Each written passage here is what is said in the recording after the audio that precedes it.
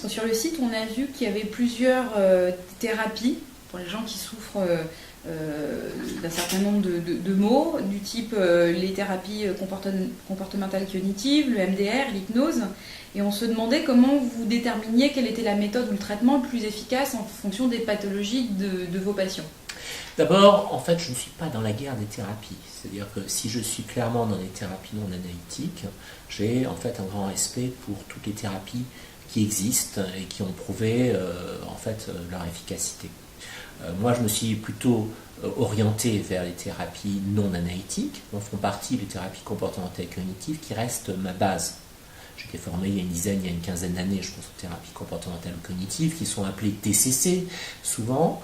Et dans mes entretiens, j'essaie d'abord de faire une sorte de cartographie de ce qui se passe au point de vue cognition. Les cognitions sont des croyances à un niveau conscient ou inconscient, et des comportements en fait qui en découlent.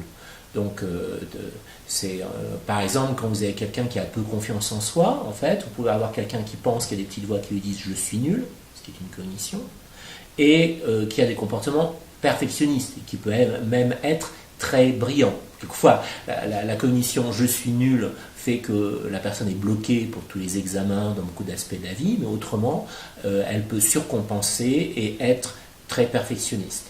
Donc, ce qu'il y a, c'est que je détermine moins en fonction des pathologies que plutôt de l'entretien, où j'essaie de voir toutes ces cognitions et ces comportements, et par la suite de faire un abord qui est assez mixte.